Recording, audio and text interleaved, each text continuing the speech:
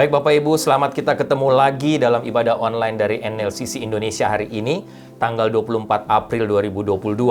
Hari ini kita akan mengakhiri topik atau tema khotbah kita di bulan April tahun 2022 ini tentang kematian dan kebangkitan Kristus. Hari ini kita akan sama-sama mendengar firman Tuhan di bawah satu tema, amanat agung, perintah yang terlupakan. Dasar firman Tuhan dari Markus pasal 16 ayat 15 sampai 20 dan Injil Matius pasal 28 19 sampai 20. Doa saya melalui seluruh rangkaian ibadah hari ini, melalui pujian dan penyembahan, dan secara khusus melalui kebenaran firman Tuhan, kita semua diberkati oleh Tuhan lagi.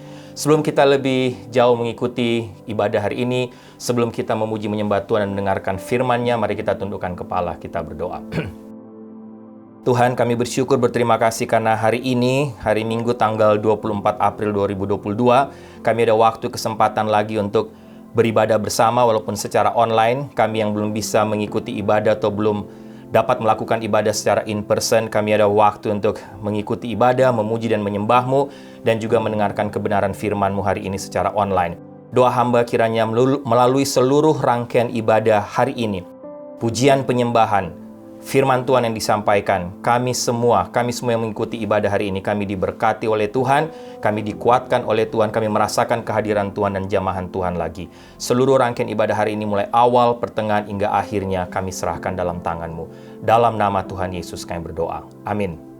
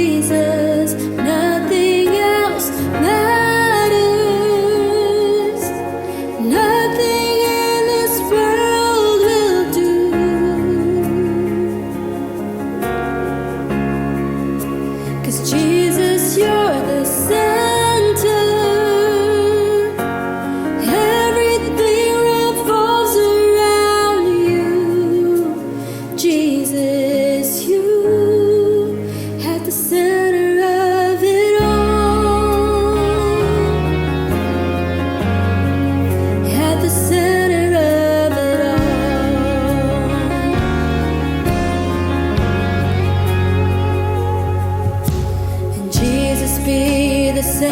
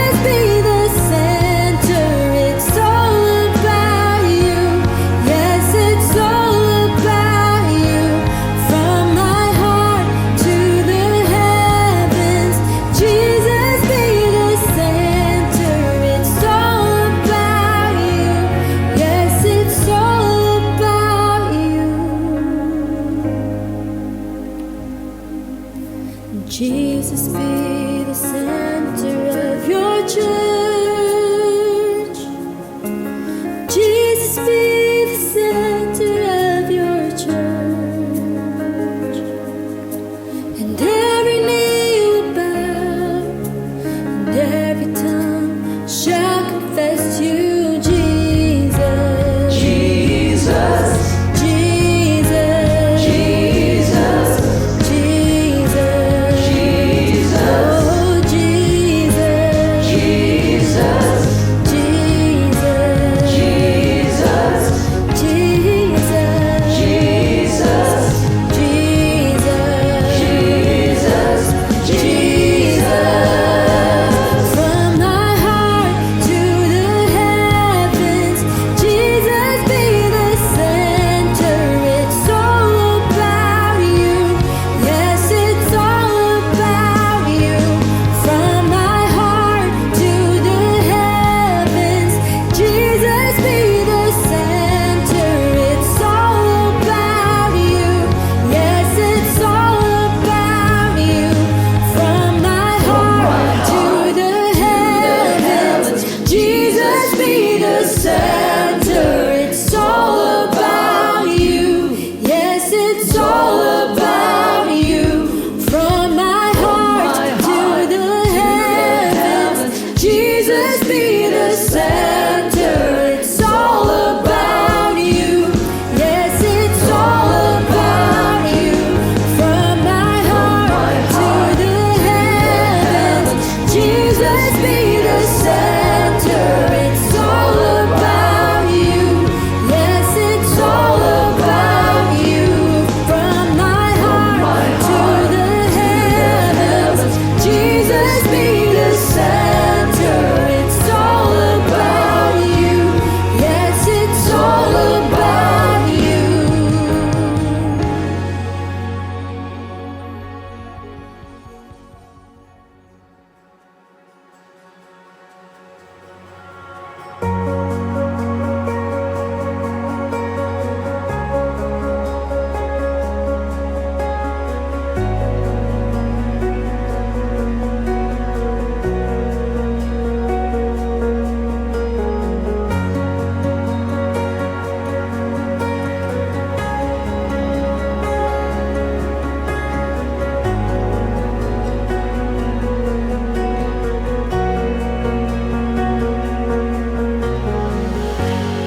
Here is where I lay it down, every burden, every crown.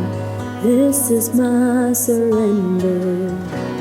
This is my surrender.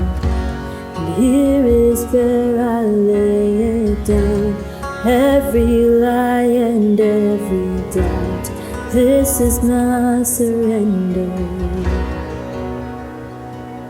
And I will make room for you to do whatever you want to do whatever you want to. I will make room for you to do whatever you want to do whatever you want to.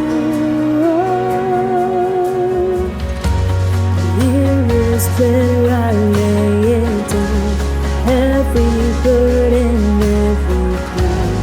This is my surrender. This is my surrender. Here is where I lay it down, every lie and every doubt. This is my surrender. And I will make room for you to do whatever you want to do whatever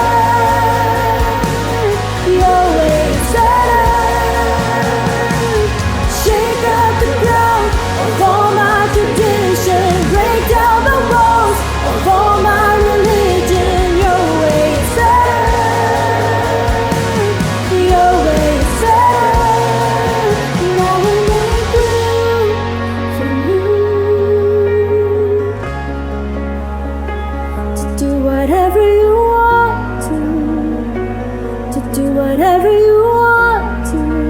Yeah. I will make room for you to do whatever you want to do whatever you want to. And here is where I lay it down. You are all I'm chasing now. This is my surrender. This is my surrender. And here is where I lay it down. You are all I'm chasing now. This is my surrender. This is my surrender.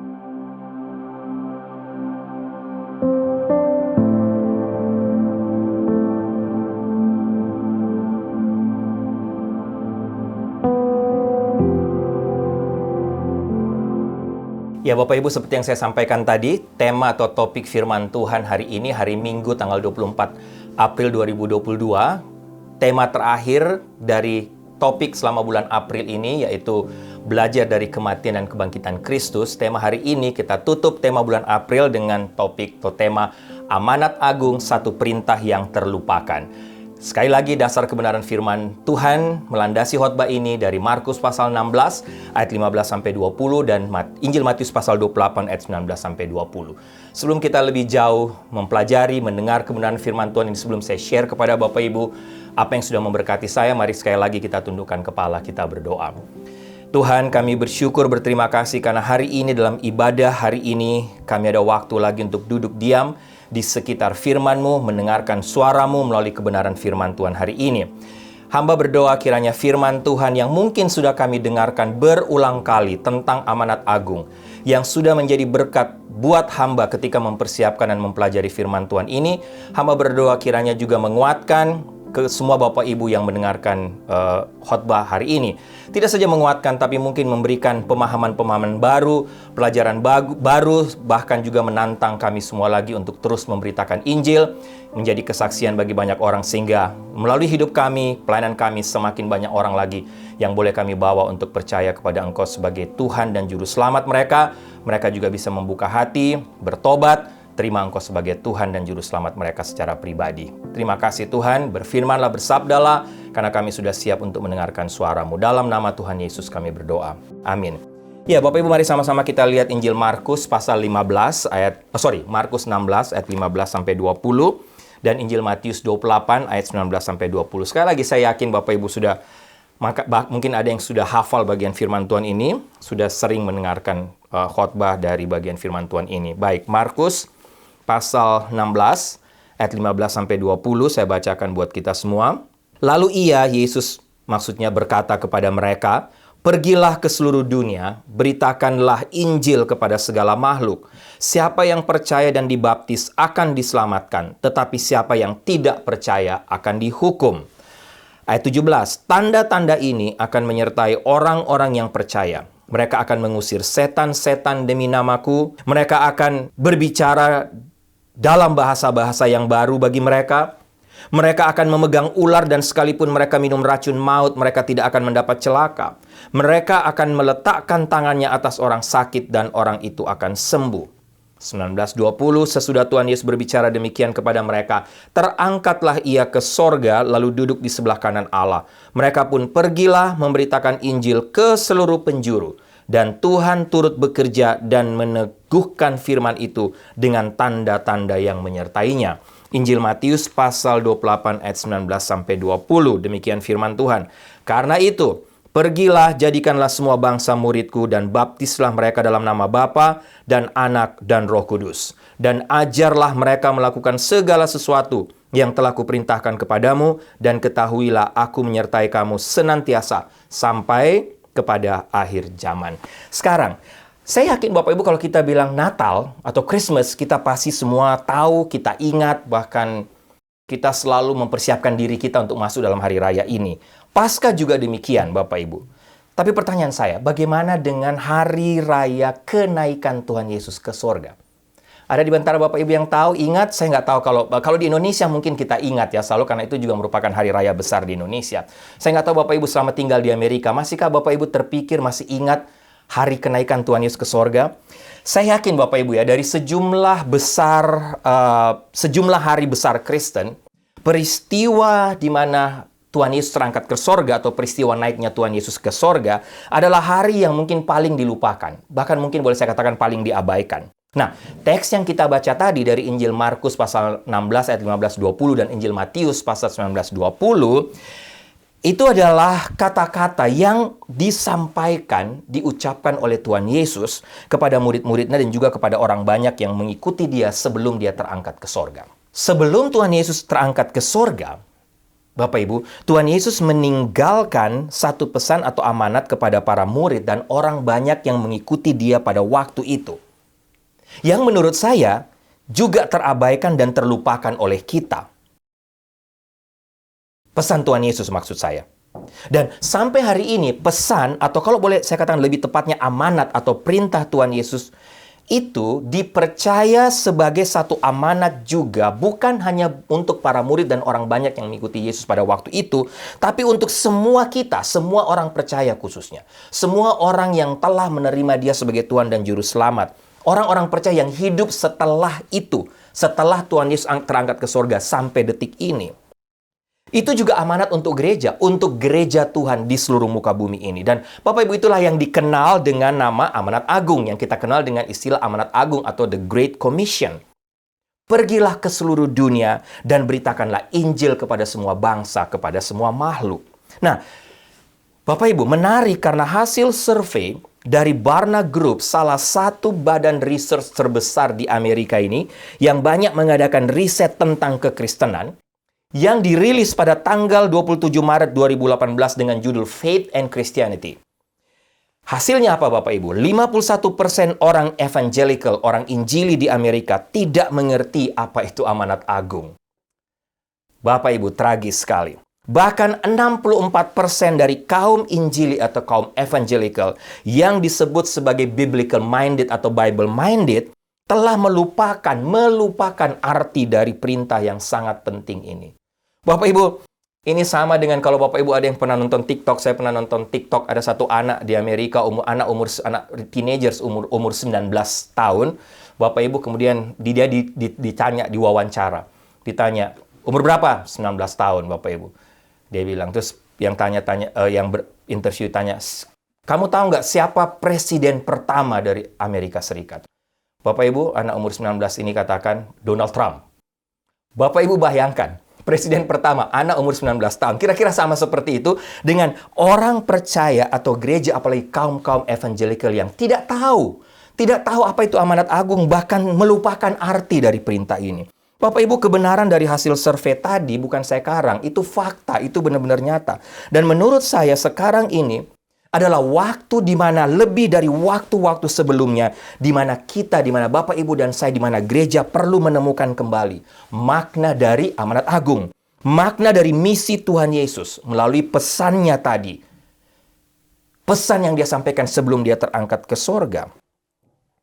Yang disampaikan untuk kita, untuk gereja, Bapak Ibu. Bahkan ini adalah waktu menurut saya yang lebih dari waktu-waktu sebelumnya di mana Bapak Ibu dan saya, di mana gereja perlu menemukan di mana atau apakah bagian kita di dalam amanat agung Tuhan Yesus itu.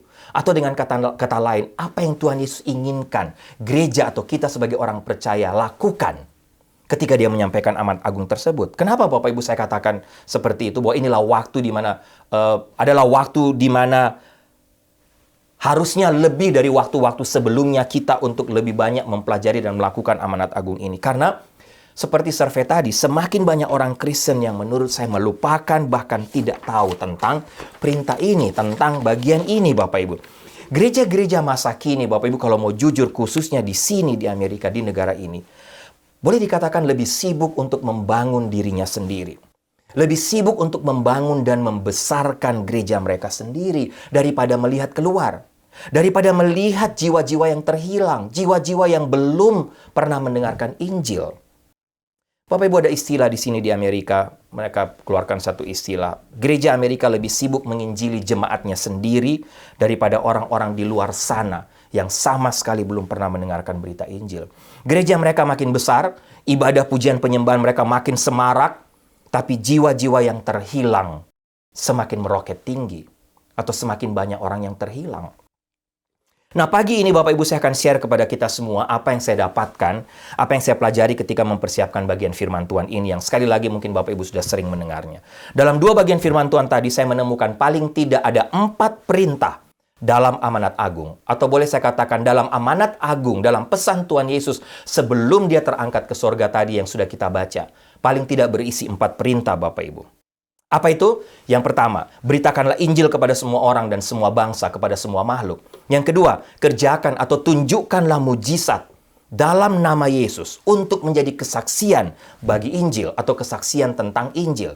Yang ketiga, baptislah orang percaya. Membaptis orang percaya yang baru bertobat, baru menerima Tuhan Yesus sebagai Tuhan dan Juru Selamat. Dan yang keempat, muridkan mereka. Muridkan mereka yang telah menerima atau membuka hati untuk Tuhan Yesus. Bapak Ibu, mari kita lihat satu persatu dari 4 perintah itu Bapak Ibu ya. Yang pertama, beritakanlah Injil kepada semua makhluk. Beritakanlah Injil kepada semua orang, kepada semua bangsa. Kata Tuhan Yesus. Bapak Ibu, menarik ya. Kalau Bapak Ibu pernah baca Wahyu pasal 7 ayat 9. Di situ saya lihat Allah sedang mengungkapkan kepada kita satu kisah puncak atau kalau boleh saya katakan grand final dari sejarah manusia. Ketika perjuangan umat manusia harus berakhir atau akhirnya berakhir, Tuhan akan memenuhi kerajaannya dengan apa Bapak Ibu? Tuhan akan memenuhi kerajaan yang kekal dengan satu kumpulan besar manusia, satu kumpulan besar orang yang tidak dapat dihitung jumlahnya oleh siapapun. Siapa mereka? Kumpulan kelompok orang kata Tuhan dari segala bangsa, segala suku, segala kaum, dan bahasa. Menarik Bapak Ibu. Terlihat di sini bahwa Allah sedang mempersiapkan sesuatu Bapak Ibu. Allah sedang mempersiapkan satu warisan yang mulia bagi Yesus. Apa maksudnya? Apa itu? Sejumlah besar orang percaya. Sejumlah besar penyembah-penyembah yang telah menerima pengampunan sempurna dari Tuhan. Orang-orang yang telah membuktikan kesetiaan mereka dalam mengikut Tuhan sampai mati. Sekali lagi siapa mereka?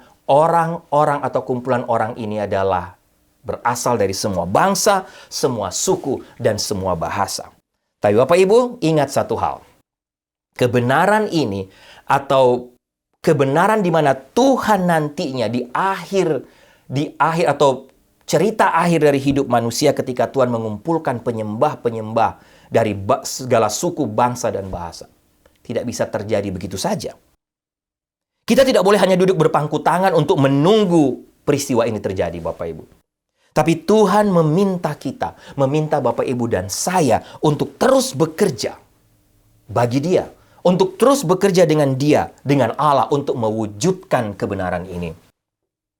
Yesus memerintahkan, sekali lagi, pergilah ke seluruh dunia. Beritakanlah Injil kepada semua ciptaan, kepada semua makhluk di muka bumi. Bapak Ibu, oke. Sekali lagi lihat, banyak orang Kristen sekarang ini, kalau boleh saya katakan, mudah-mudahan tidak termasuk kita Bapak Ibu ya. Banyak orang Kristen sekarang takut untuk mengabarkan Injil dengan berbagai macam alasan. Kita senang dan puas bisa menjalani hidup sebagai orang Kristen, dan bagi kita itu cukup. Sudah, yang penting saya sudah terima Tuhan Yesus, sudah menjadi Kristen, nama saya sudah tercatat di sorga. Untuk apa saya mencari persoalan lagi, untuk mencari masalah, untuk harus menceritakan Injil kepada orang lain, apalagi dengan berani untuk menyatakan atau bersaksi kepada orang lain yang belum percaya. Untuk apa saya attack mereka, untuk apa saya melawan mereka? Toh mereka sudah punya keyakinan masing-masing. Nah, kesimpulan ini Bapak Ibu yang pasti sekali lagi bukan dari saya. Tapi sekali lagi mari kita lihat, menurut survei dari Barna, hampir setengah dari orang yang mempraktekkan kekristenan, khususnya yang disebut kaum milenial. Menurut Barna, 47% dari kelompok orang kaum milenial ini setuju bahwa berbagi keyakinan pribadi kita kepada orang lain supaya mereka nanti bisa mengikut kita atau mereka juga bisa mengikuti keyakinan kita, itu benar-benar salah. 47% kaum milenial katakan berbagi kesaksian atau mengajak orang, atau dengan kata lain memberitakan Injil, mengajak orang lain untuk mengikuti apa yang kita percaya. Itu benar-benar salah. Tapi Bapak Ibu, sekali lagi kembali kepada Tuhan Yesus.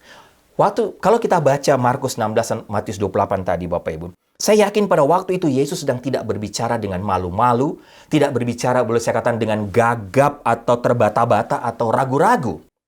Tapi Tuhan Yesus waktu memesan, memberikan amanat agung, memberikan perintah yang kita kenal dengan nama Great Commission tadi Bapak Ibu, Tuhan Yesus berbicara dengan lantang.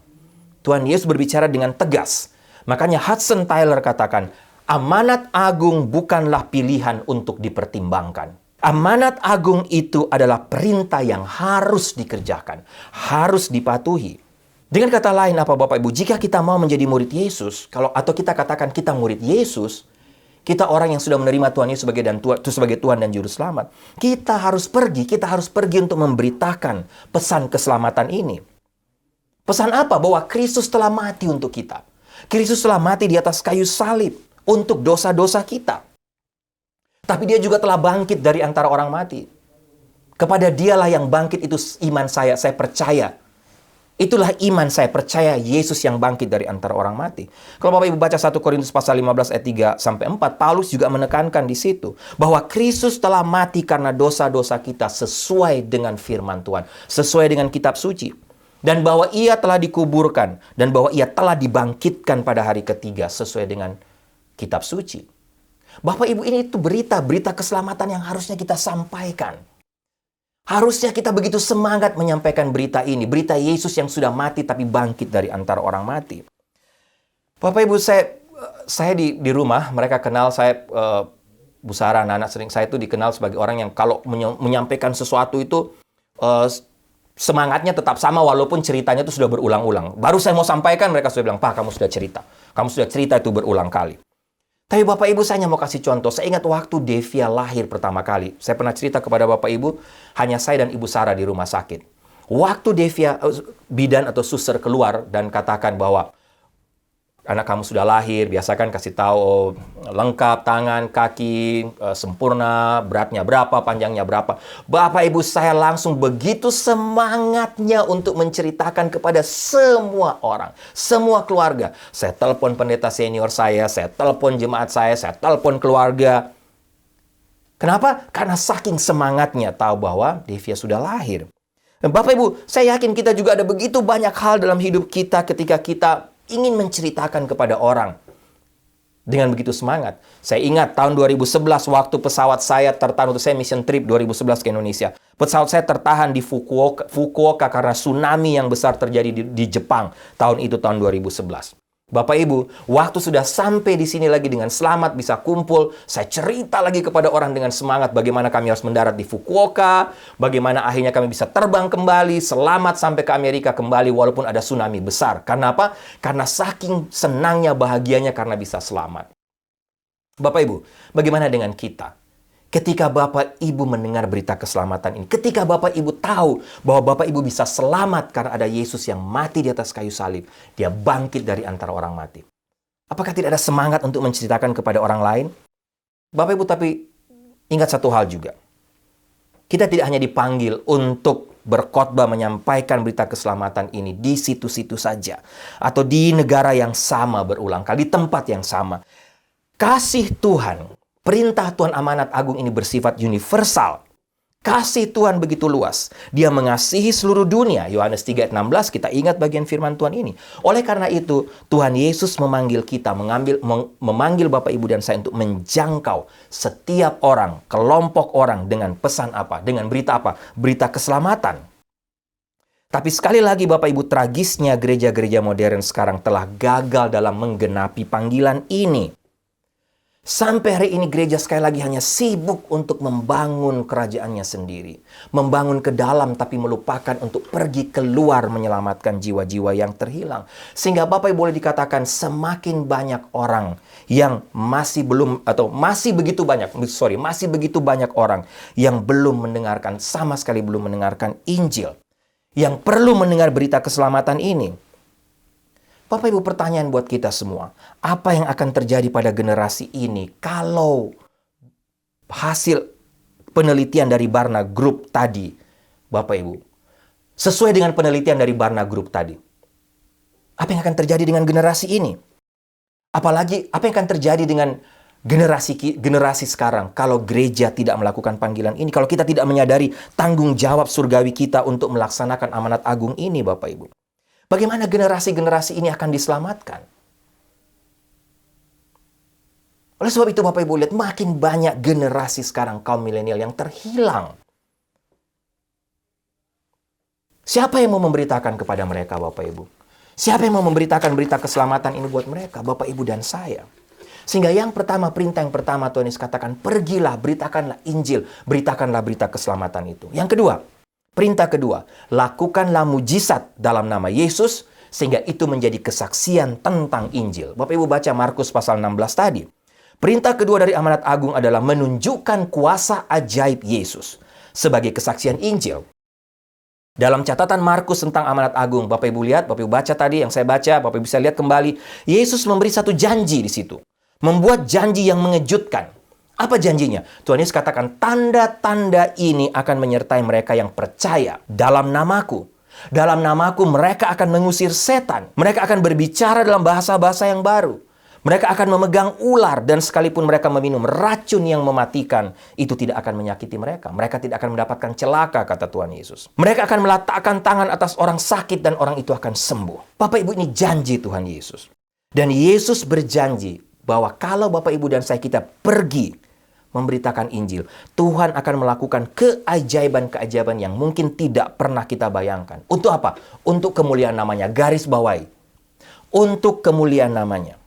Dan Bapak Ibu, janji Tuhan Yesus ini menyiratkan sebuah perintah.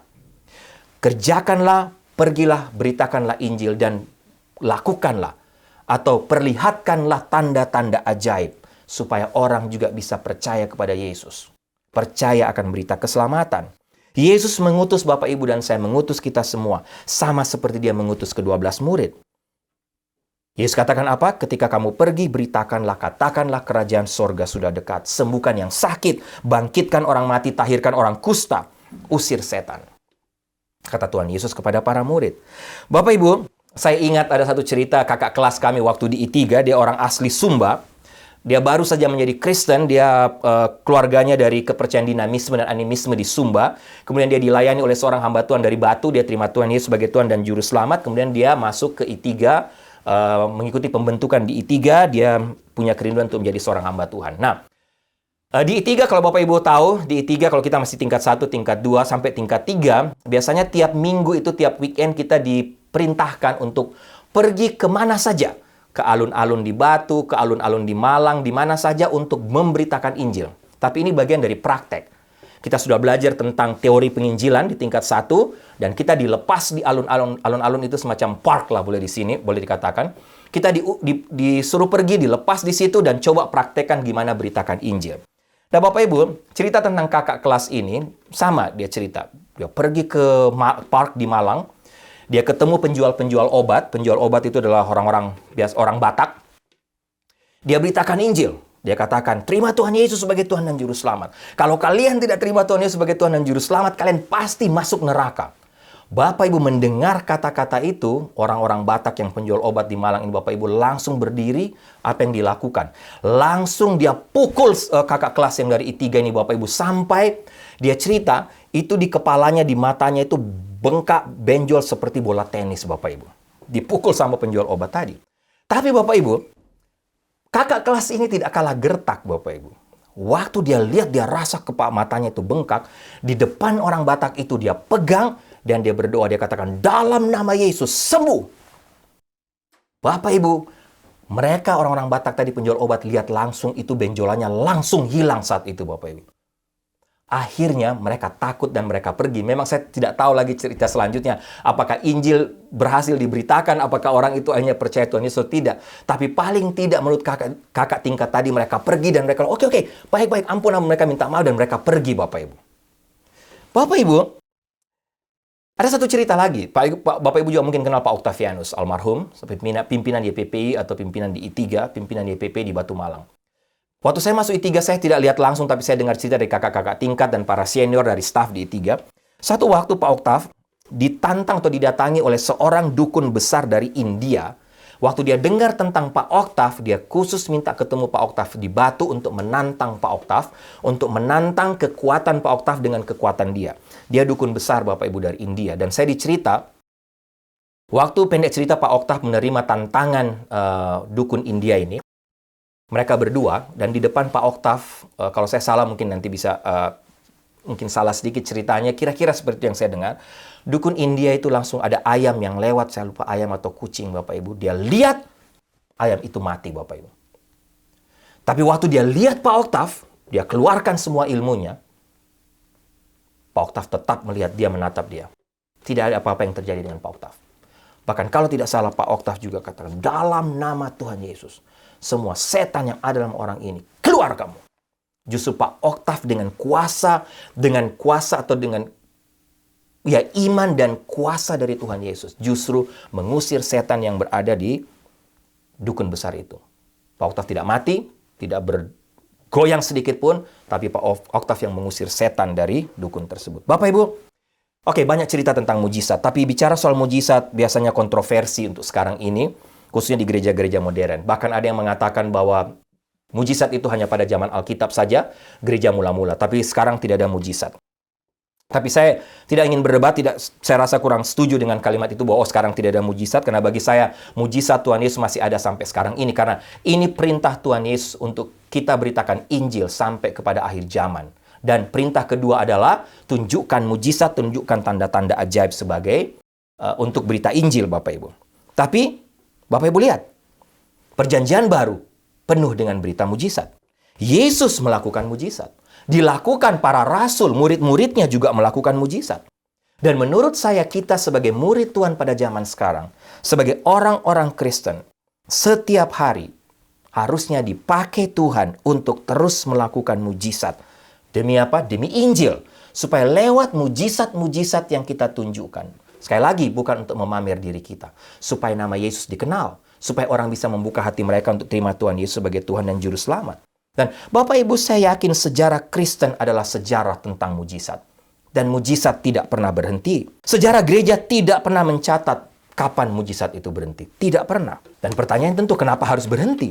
Sekali lagi Bapak Ibu, saya tidak menulis ini atau men-share ini atau berkhotbah soal ini untuk memenangkan debat-debat teologis.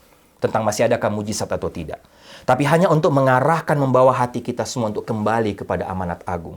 Kembali kepada misi awal kita. Pelayanan yang ajaib adalah bagian dari amanat agung. Tidak bisa kita pungkiri. Penyembuhan, pembebasan, nubuat, karunia-karunia lainnya harus berjalan seiring dengan pemberitaan Injil. Bapak Ibu, mujizat bukanlah, saya setuju, mujizat bukanlah seperti boleh dikatakan semacam pesta kembang api buat orang Kristen super. Atau dengan kata lain, mujizat bukan atau pernyataan mujizat bukanlah sebagai tanda bahwa orang yang melakukannya adalah manusia super, adalah orang Kristen super yang melebihi dari orang Kristen lain. Apalagi kalau sampai para pembuat mujizat itu atau para hamba Tuhan yang berhasil berbuat mujizat menjadi idola dan disanjung lebih dari Tuhan Yesus. Ini bahaya Bapak Ibu. Kita harus hati-hati. Mujizat adalah tanda kuasa penyelamatan Yesus. Yang dimaksudkan adalah untuk menarik perhatian orang kepada satu pesan yang jauh lebih penting, yaitulah pesan keselamatan. Yaitulah pesan tentang Yesus yang sudah mati di atas kayu salib, dan bangkit kembali dari antara orang mati untuk menyelamatkan semua manusia dari dosa dan penghakiman. Sehingga Bapak Ibu, garis bawahi kalimat saya. Saya ingin memberikan semacam warning di sini. Tanda-tanda mujizat tidak lebih hebat atau lebih penting dari berita Injil. Bapak Ibu ingat ini, garis bawahi kata-kata saya. Kita tidak boleh membiarkan pelayanan dengan tanda-tanda ajaib menjadi lebih penting daripada memberitakan Injil. Kita tidak boleh membiarkan pelayanan dengan tanda-tanda ajaib mencuri kemuliaan Kristus, Raja di atas segala raja, penguasa alam semesta. Hati-hati. Jangan membuat kesalahan yang sama, Bapak Ibu. Banyak hari ini saya lihat telah banyak orang tersesat dengan apa? Menyembuhkan orang sakit, berbuat tanda-tanda ajaib, khususnya sebagai hamba Tuhan, tapi melupakan jiwa-jiwa yang terhilang, khususnya jiwa-jiwa yang belum pernah mendengarkan Injil. Sekali lagi, jangan membuat kesalahan yang sama. Jadikan pesan keselamatan dari dosa sebagai prioritas utama. Tanda-tanda ajaib, mujizat hanya punya satu tujuan, membawa orang melihat Yesus.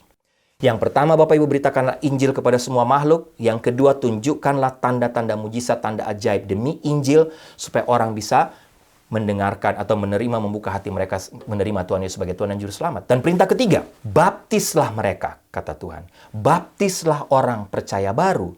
Baptislah mereka yang menerima atau mengambil keputusan untuk menerima Tuhan Yesus sebagai Tuhan dan Juru Selamat. Perintah ketiga dari amanat agung adalah, Bapak Ibu, sekali lagi membaptis mereka yang menerima Injil. Dalam Matius 28 ayat 19, Tuhan Yesus katakan, "Pergilah, jadikan semua bangsa muridku, dan baptislah mereka dalam nama Bapa dan Anak dan Roh Kudus." Markus 16 ayat 16, Yesus berjanji bahwa setiap orang yang percaya dan dibaptis akan diselamatkan, tapi siapa yang tidak percaya akan dihukum. Kebenarannya jelas di sini, Bapak Ibu.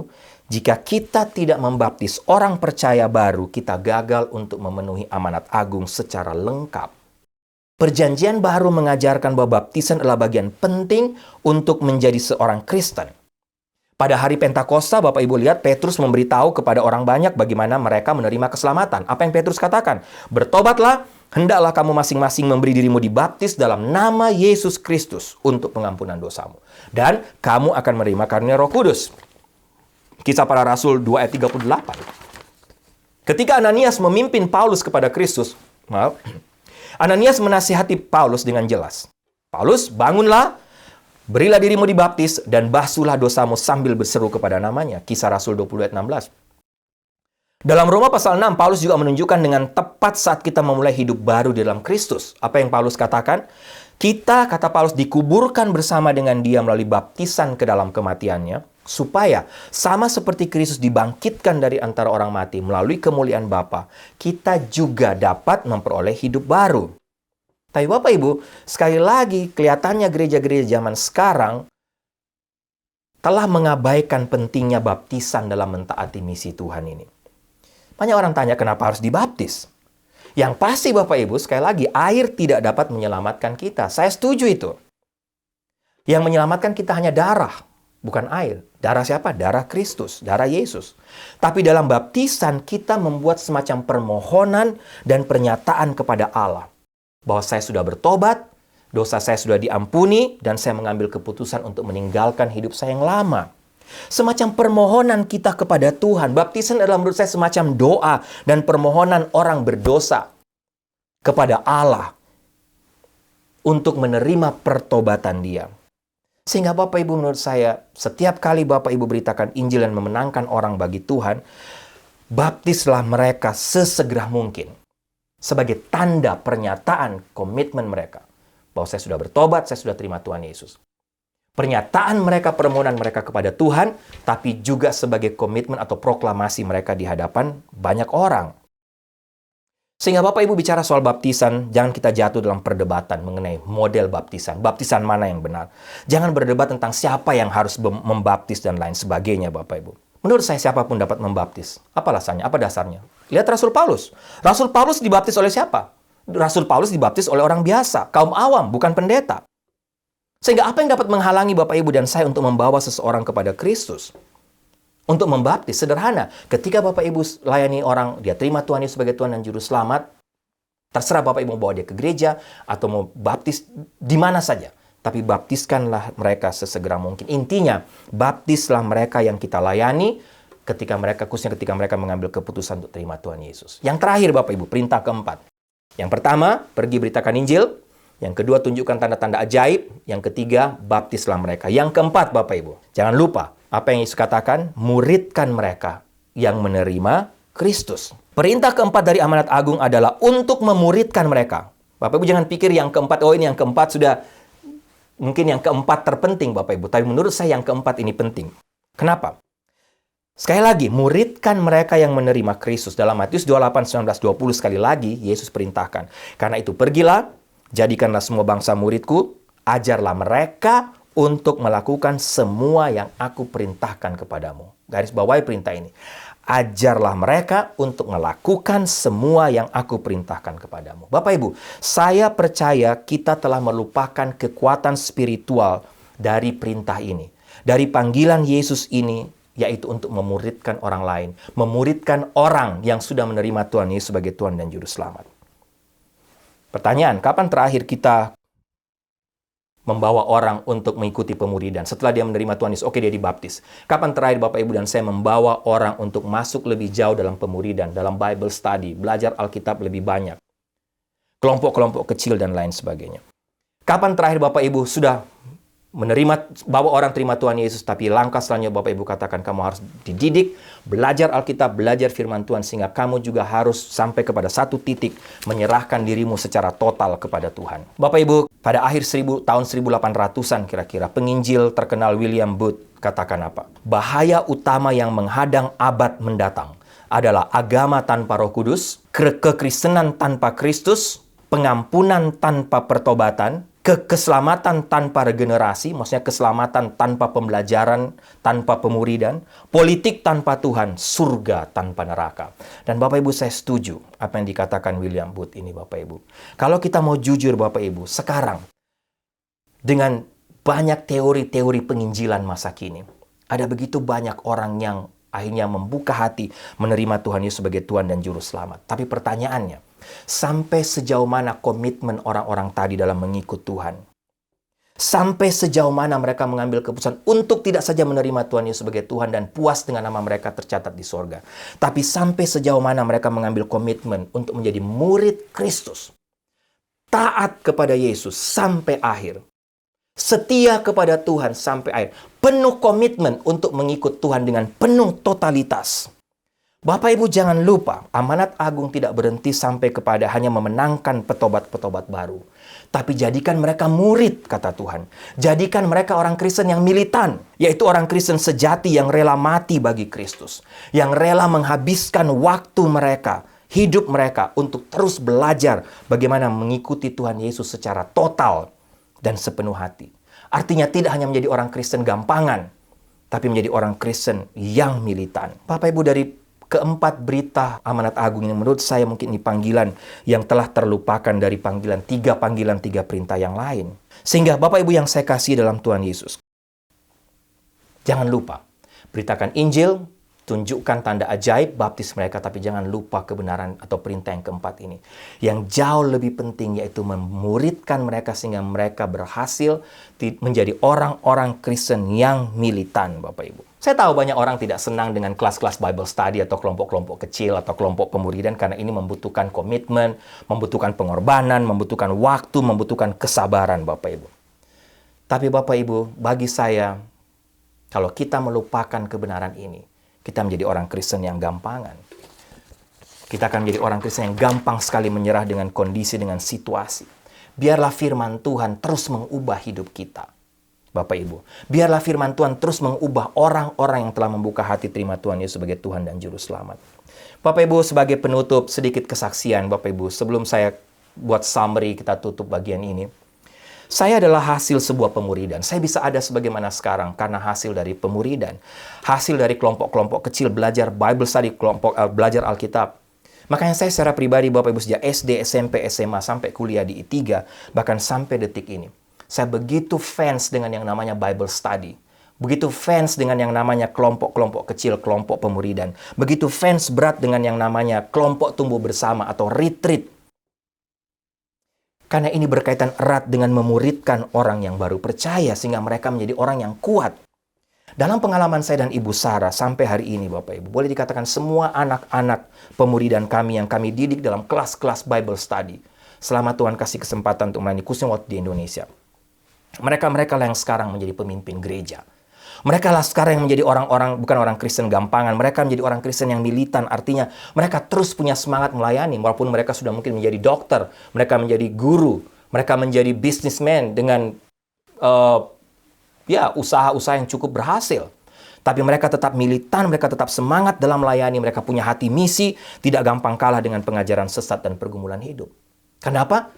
Dimuridkan, menjadi murid, menyerahkan hidup mereka secara total kepada Tuhan. Dan sekali lagi Bapak Ibu, saya melihat ini kekurangan dan kelemahan gereja-gereja pada zaman sekarang, khususnya kita yang hidup di sini. Saya tahu, semua karena kesibukan kita masing-masing. Kita terlalu sibuk Bapak Ibu dalam berjuang hidup di negara ini. Tapi jangan lupa, akhirnya nanti, kekuatan rohani kita lah yang jauh lebih penting dan berharga, yang akan membawa kita ke sorga, yang akan membawa kita bisa tetap bertahan di tengah dunia yang makin rusak ini. Dalam usaha mempertahankan keluarga kita, anak-anak kita dari goncangan, pengajaran, pemahaman dunia di mana mereka hidup nanti. Sehingga Bapak Ibu mungkin sebelum kita melihat keluar, mari kita juga melihat diri kita dan keluarga kita. Mungkin kita juga perlu menantang diri kita. Sejauh mana pengenalan kita akan Tuhan. Semakin sekuat bagaimanakah iman kita sekarang. Mungkin kita juga perlu untuk terus belajar kebenaran firman Tuhan. Bapak Ibu, saya mau tutup khotbah saya ini dengan cerita. 2 cerita, ya. Saya ingat waktu saya di Mataram, ketemu dengan salah satu pegawai dari perusahaan kakak Ibu Sarah, tapi juga masih ada hubungan keluarga dengan Bu Sarah, ya. Namanya Om Eli. Kemudian waktu saya ada waktu untuk ketemu dengan Om Eli ini cerita bagaimana sampai akhirnya dia bisa drive atau dia bisa setir mobil. Karena Om Eli ini sering drive mobil-mobil berat, mobil-mobil besar Bapak Ibu. Om Eli cerita kepada saya, Ricky, saya jadi tahu bahwa mobil itu yang ajar, yang kasih saya support, semangat adalah Om Niko. Om Niko itu, Brur Niko atau Om Niko, Brur Niko itu, ya Om Niko kalau nggak salah dia panggilnya, itu adalah papa dari Bu Sarah. Bagaimana caranya? Bagaimana ceritanya Om? Kemudian Om Eli cerita, satu waktu dia datang ke tempat kerja Papa, atau di rumah kalau nggak salah, Papa mertua saya, terus Papa mengatakan kepada Om Eli, Eli, tolong bawa itu mobil, kasih maju itu mobil. Om Eli bilang, Bro, Om Niko, saya belum tahu drive, saya nggak tahu drive. Saya ingat sekali Om Eli cerita, dia bilang, Papa bilang dia, Eli, dengan suara lantang dan marah waktu itu, saya tidak tanya kau sudah bisa drive atau tidak. Saya suruh kau kasih maju itu mobil. Bapak Ibu, Om Eli langsung naik ke mobil. Saya nggak tahu gimana caranya. Akhirnya dia bisa drive sampai waktu dia cerita. Dan dia akhirnya bisa jago bawa mobil. Drive, bawa mobil-mobil berat. Tapi saya ingat papa saya, Om Eli cerita, papa saya tidak tanya kamu bisa drive atau tidak. Bawa itu mobil, kasih maju itu mobil. Nah, itu cerita pertama. Cerita kedua Bapak Ibu, waktu saya kelas 2 kalau nggak salah, saya... itu olahraga berenang adalah olahraga wajib di sekolah waktu itu. Dan satu waktu kita lagi dilatih untuk lompat dari papan titian untuk lompat ke danau. Waktu itu saya masih di Sorwako. Dan Danau Matano itu termasuk danau terdalam nomor 2 di dunia Bapak Ibu. Jadi lagi dilatih kelas 2 SD untuk dilatih berenang, tapi waktu itu dilatih untuk lompat. Bapak Ibu, saya waktu sudah berada di ujung, saya takut untuk melompat waktu saya lihat ke bawah. Saya tidak tahu Bapak Ibu, guru berenang saya langsung dorong saya waktu itu, saya terjun bebas ke bawah. Dan sejak itu Bapak Ibu saya jadi tidak takut air, saya tidak takut berenang, saya jadi sempat kelas 2 SD waktu itu menjadi anak atau orang atau kelas 2 waktu itu tercepat nomor 2 gaya dada. Ada teman saya yang juara 1, dia lebih cepat dari saya. Jadi waktu ada perlombaan saya nomor 2 tercepat dari teman-teman dari kelas 2 SD. Karena didorong waktu itu Bapak Ibu. Sehingga waktu saya ingat cerita ini, amanat agung menurut saya juga seperti itu. Bukan permohonan dari Tuhan, tapi perintah untuk kita, untuk gereja, untuk pergi. Ini perintah keras dari Tuhan demi jiwa-jiwa yang terhilang. Dan mungkin seperti Papa Niko tadi, Tuhan, saya tidak tanya bisa atau tidak, pergi. Saya perintahkan untuk pergi, atau seperti guru olahraga saya tadi, dorong saya. Kadang-kadang untuk melakukan pemberitaan Injil kita harus mungkin diperintahkan, didorong. Sehingga akhirnya, atau demi keselamatan jiwa-jiwa yang terhilang. Mari kita tundukkan kepala, kita berdoa. Tuhan, terima kasih untuk firman-Mu. Terima kasih untuk peringatan-Mu lagi kepada kami tentang amanat agung yang mungkin sudah terlupakan bagi kami. Tapi kiranya firman Tuhan yang baru hamba sampaikan, hamba share yang sudah menguatkan menjadi berkat buat hamba, juga menguatkan, memberkati, menantang lagi semua Bapak Ibu yang mendengarkan kebenaran firman Tuhan ini. Hamba terbatas untuk menggali, terbatas untuk men-sharingkannya, tapi hamba percaya Engkau Roh Kudus tidak terbatas. Engkau meneruskan kebenaran firman Tuhan ini kepada setiap kami. Sehingga firman Tuhan ini dapat kami terima, kami mengerti, tapi kami teruskan, dan kami bisa tidak saja menjadi pemberita firman Tuhan yang hebat, menjadi pendengar firman Tuhan yang hebat, tapi kami sanggup untuk melakukan kebenaran firman-Mu. Kami dapat menjadi pelaku-pelaku firman Tuhan yang hebat dalam arti kami bisa menjadi orang yang terus memberitakan Injil lewat hidup kami, sehingga makin banyak orang yang dibawa kepada Kristus. Terima kasih untuk firman-Mu. Dalam nama Tuhan Yesus, hamba berdoa. Amin.